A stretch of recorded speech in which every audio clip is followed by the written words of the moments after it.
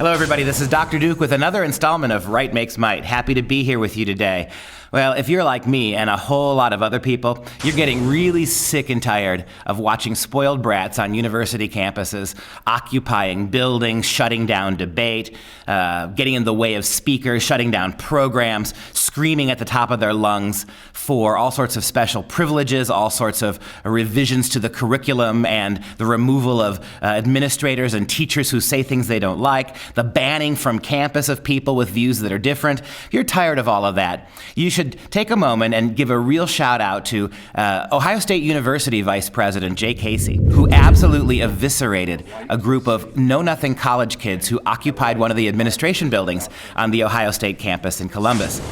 Dr. Drake has said that he will never receive demands, and he will not negotiate with you. If you're here at 5 a.m., we will clear the building and you will be arrested, and we will give you the opportunity to go to jail for your beliefs.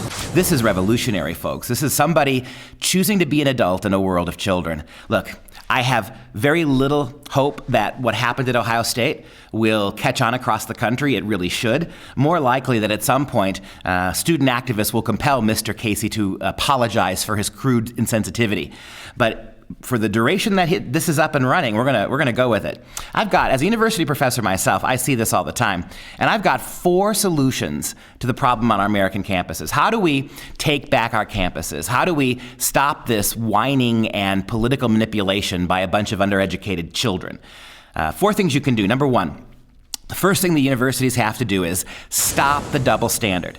If Obamacare treats children like they're children till they're 27 years old, they're babies till they're 27, if our universities have decided that our college kids, old enough to vote, old enough to enlist in the Army, old enough to drink, many of them, that our college kids are infants that need to be protected from different ideas, well, then you can't turn around and every time one of those babies says something, take it as if it were coming from a grown-up. You can't treat these kids like babies, like you are. And then, all of a sudden, when they express political opinions, or they occupy a building, or they make demands, suddenly then, and only then, are they adults that we have to pay attention to? Nonsense. You can't have that double standard. Number 2, hey, how about if our administrators and our professors defend free speech? How about that? How about the idea that it's a college campus, for God's sake? This isn't a workplace. This isn't some business. This isn't the mall at your local street corner. This is a university. If our universities can't stand up for the principle that people should be allowed to express opinions, even unpopular opinions, even opinions that other people don't like or find offensive, if we can't get there, then we may as well just close the universities down. The purpose of education, particularly higher education, particularly university education on college campuses, has to be about the divergence of ideas, the ability to talk to each other. Defend free speech, university professors, because your jobs literally depend on it. Number 3, how about we disavow multiculturalism, huh? This idea, one of the reasons why these college babies think that they can demand what they want and get it, and they are getting it across the country, is because for far too long, our universities have presented a one-sided view of culture. Everything wrong in the world is the fault of America, Europe, the West, Christians, conservatives. Basically, Western culture is responsible for everything. Slavery in Ghana, well, that's an American problem. The abuse of women in Iran, well, that's an American problem somehow. The gulags in China, well, that's got to be an American problem too. Nonsense. Stop teaching our kids that slavery is primarily an American institution. Stop teaching our kids that there's someplace better in the world where they could go to get away from all of these microaggressions.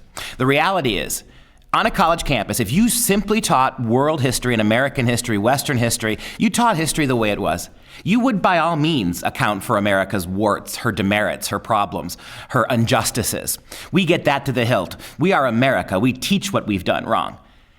But you don't teach that about non-Western cultures. No one learns about the real history of the Crusades. The Crusades, from our campus perspective, a bunch of Christians went over to the Holy Land and decided to kill people for no reason, when in reality, the Crusades were a reaction against the Islamic conquest of the Holy Lands. Armies were sent to take back what was stolen in military conquest by Islam. But our kids don't know that. All they know is that the Crusades were a Western reaction. All they know is that slavery is an American problem. All they know that America treats its women badly. All they know know that America is a homophobic country. Fair enough, if that's the way you want to argue it.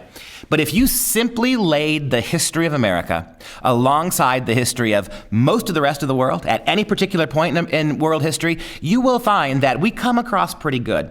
And it's that perspective that our kids don't have. It's one thing to grieve about legitimate grievances. It's another thing to be completely ignorant that most of the countries that have ever existed and continue to exist today have the same problems, but only much worse. If you jettison this nonsensical multiculturalism and teach accurate history, your kids will, your students, I should say, will have a much better perspective on what exactly they should be protesting and how hard.